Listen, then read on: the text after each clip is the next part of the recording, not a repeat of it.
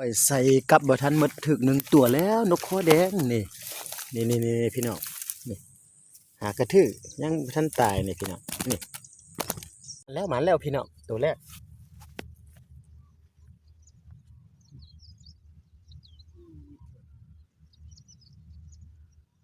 หลานนี่ก็เสร็จเรียบร้อยเสร็จบักกองดองเลยนี่กินบ่กับนะความหมานบ่ให้ว่าพี่น้องนี่ถือฮอดตัวนกน้อยพุ่นน่ะหุ้ยเห็นบ่นกน้อยๆนี่นะบ่ได้ใหญ่เลยฟาดเอาครึ่งเลยหักตอบคอกิดเลยพี่น้องไงเนี่ยคอมันกิดเลยกลับไม่ได้นี่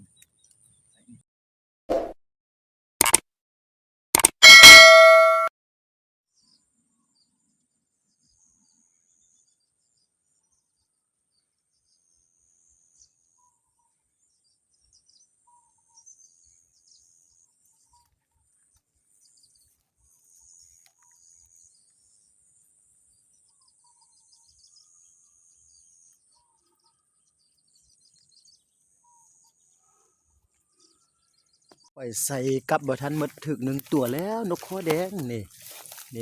พี่น้องนี่หากระทือยังบ่ทันตายนี่พี่น้องนี่ยังบ่ทันหมดเลยหากระทือเดี๋ยวนี้ยังกลับมาพี่น้อง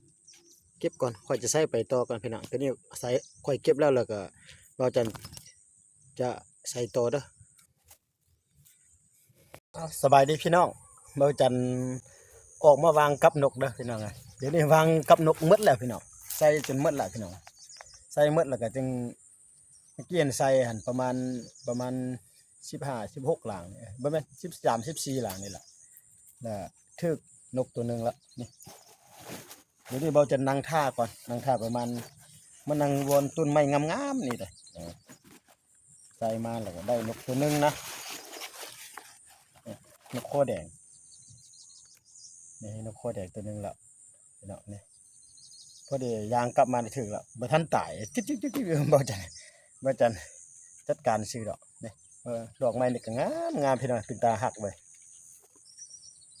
หอมงามก็งามอีกพี่น้องมื้อนี้วันแห่งความหักเด้อนี่ดอกไม้พี่น้องไงนี่มอบเป็นกำลังใจให้ทุกคนดอกไม้พี่น้องงามๆแบบนี้นี่แล้วทั้งมาใส่เหี่ยวพร้อมพี่น้อง ใส่เหี่ยวยามนกพร้อมพี่น้องเพราะได้รับได้แรงบ่ฮะนะมื้อนี้จึงจะพาพี่น้องไปยามได้พี่น้องเด้อนี่ดอกไม้นี่นกมีหลายอยู่เดี๋ยวมื้อนี้มาใส่อยู่อันนั้นเล็บเข้มคองน่ะเข้มคองอันน่ะตามหลัง CP คือเก่าอ่ะล่ะนี่บ่นี้เบิ่งไปนี่บ่ได้พอได้เห็นตัวนี้แม่นบ่หลัง CP ฟาร์มหมูนี่นะหมูทั้งหน้ากับหมูห้องอยู่อาจารย์จะนั่งท่าอยู่นี่ประมาณ20-30นาทีประมาณนี้แหละแล้วก็พยายามกลับไปเบิ่งเนาะพี่น้องเบิ่งจังค่อยไปรุ่นน้ำกันเนาะพี่น้องเนาะ แล้วมาแล้วพี่น้องตัวแรก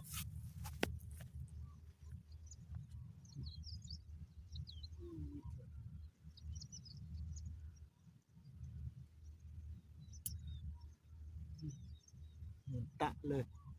พี่น้อง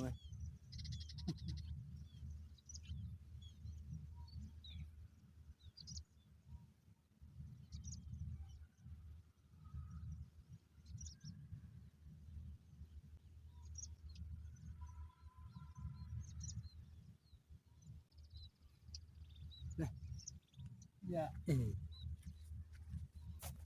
อัน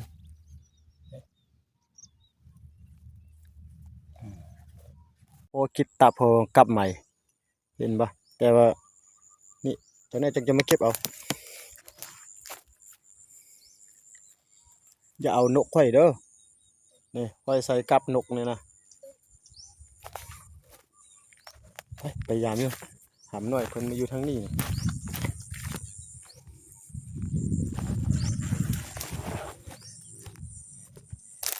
ยามไปก่อนนี่คนนี้ก็ใส่ไปกับใหม่กับแข็งปั๊บคิดโคกิดเลยนกใหญ่นะมันไปอยู่เลยนี่ยังโบราณไปเบิ่งหลังพุ่นก่อน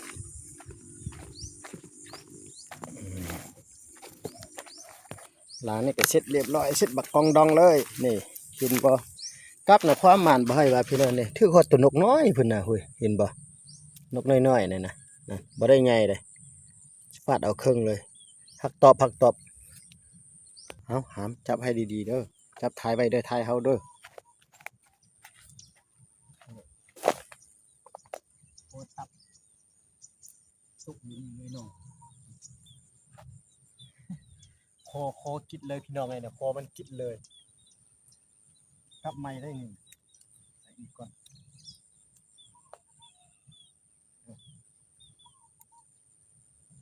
หนกไหลกระทืบเนาะกลับไปเป็นไหลกระทืบเลยคุณสักคุณทรายเลย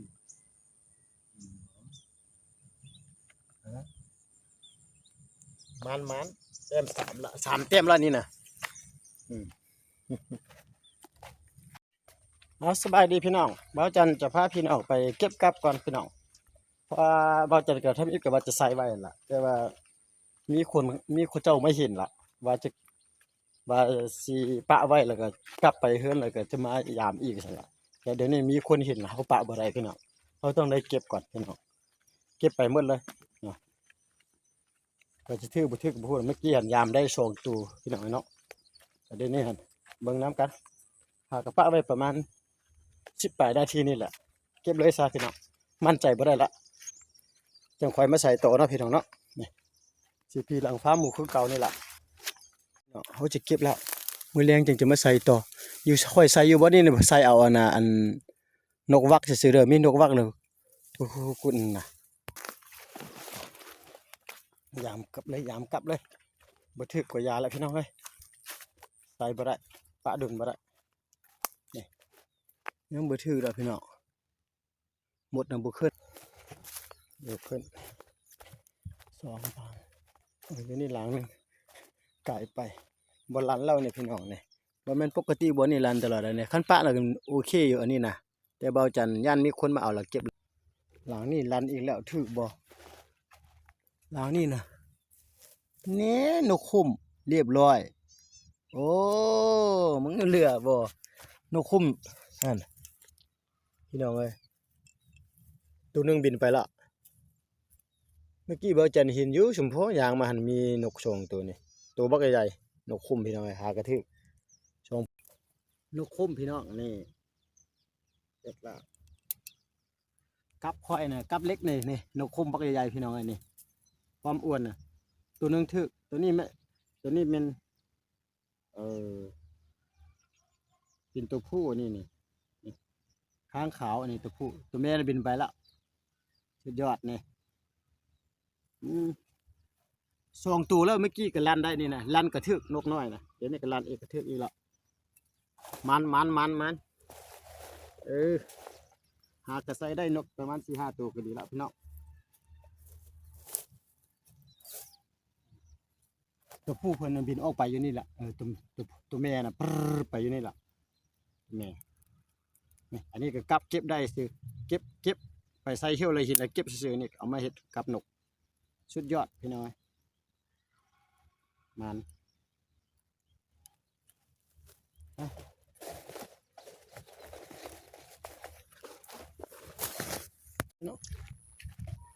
นกนะบ่แม่นคันเบาจันปะนะโอเคเลยถืออยู่บ่ถือดอกพี่น้องโอ้เรียบร้อยนี่มาอีกแล้วโอ้นีบขาพี่น้อยโอ้นีบชุบเนี่ย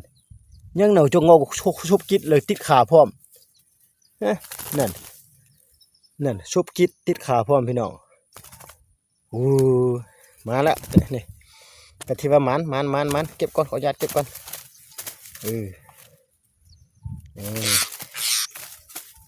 มันแล้วโอ้กับข่อยกับนกนะชุดยอดเลยนะพี่น้องเลยล้างใดล้างนั่นนะติดเลยนี่เนี่ยเป็นไงติดหอดขานั่นติดหอดขาหอดแขนชุบกับจิตไปบ่ได้ละต้องสะขึ้นอันนี้นะบ้านน่าจะมาใส่ใหม่ไปพี่น้องมัน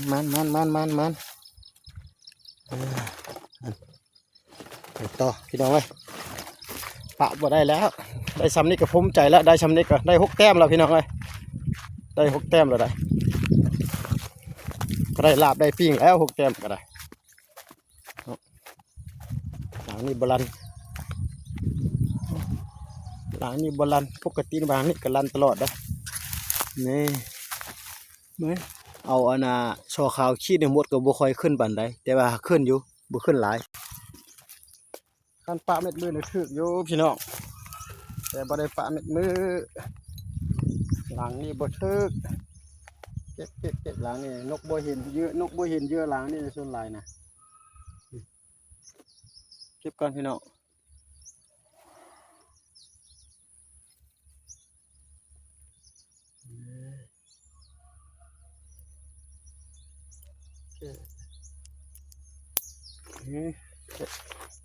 ไปต่อ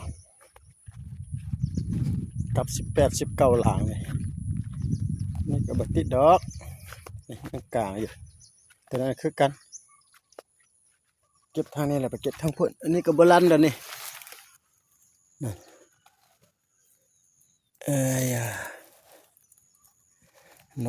นกบ่ลงพี่น้อง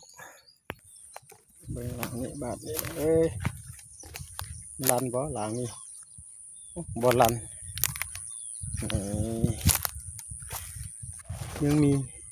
เหยื่อก็ยังมียังดีๆอยู่เหยื่อก็ได้พันปะโดนก็โอเคอยู่ดอกพี่น้องเอ้ยพันปะโดนก็ได้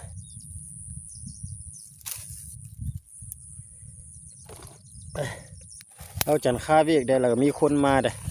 มีตีหามน้อยก็มาเบิ่งอยู่ได้หามน้อยก็ได้มีหลังนึง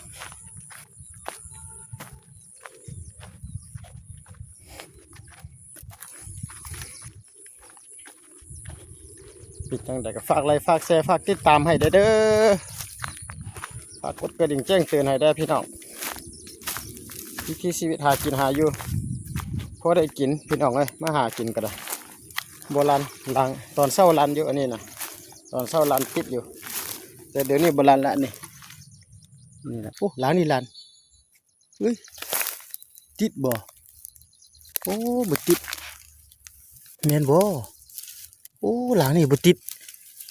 พลาดเสื้อหลังนี่เนี่ยนั่นอ๋อเป็นอย่างเนาะบ่ติดเนาะหลังนี่ปกติมันก็บ่เคยพลาดได้บางในหลังนี่นะติดเสื้อเป็นลายเป็นนกน้อยนี่เลยนี่โบราณโอ้ย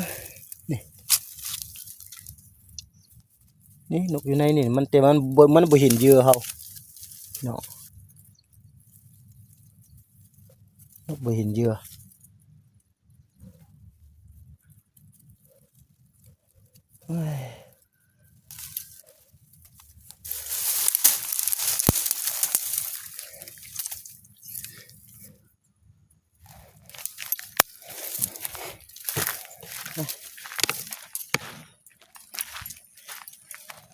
อันนี้โบราณ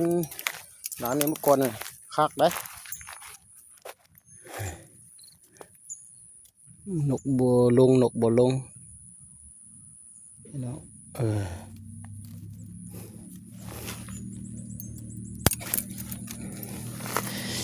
อ๋อเฮ้ย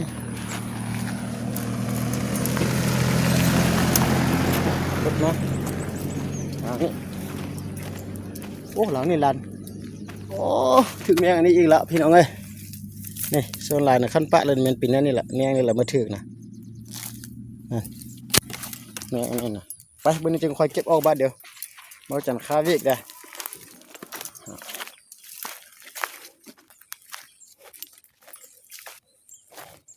แบบนี้โบราณหลังนี่นะเก็บเอาพี่น้องมาสรุปผลงานคอยจะทอกให้เบิ้งได้นกจักโตนี่พี่น้องเอ้ยเลยตัวยังบัทันตายกันในห้องนี้จับเลยนะกับเขาพี่น้องได้นกหันเบิ้งนี่ตัวนี้ยังติดอยู่1 ตัว 2 3 4 5 6 แต้มพี่น้องนี่เนาะนี่รวมทั้งหมดได้6 แต้มเด้อพี่น้องนี่เนาะ6 ตัวพี่น้องเอ้ยก็ได้ลาบได้ปิ้งแล้วเนาะนกคุ้มนี่ใหญ่อยู่นกคุ้มนี่นี่เบิ่งไหมถือคอกับมูดอุ้ยปุ้ยเลยคอก็ได้เอาซ้ำนี่เลยพี่น้องก็เป็นคลิปที่ว่า หาอยู่หากินคลิปดังนกพี่น้องเอ้ยก็ที่ว่าสายหากินก็ที่ว่าถ้าเห็นแล้วก็ฝากไลค์ฝากแชร์ฝากติดตามเลยเนาะก็มาหาอยู่หากินนี่แหละเพื่อท่องเพื่อปางเลยล่ะพี่น้องเอ้ยเบิ่งแล้วก็ฝากติดตามให้เด้อพี่น้องเด้อเอาประมาณซ้ำนี้แหละบ่จะกลับเพิ่นก่อนพี่น้องเอ้ยว่าสิปะอีกก็ปะบ่ได้ล่ะพี่น้องได้6 แต้มก็ประมาณนี้แหละเฮาก็ใส่ประมาณชั่วโมงนึงเก็บเอาเลยเนาะแต่ยาม2 เทื่อพี่น้อง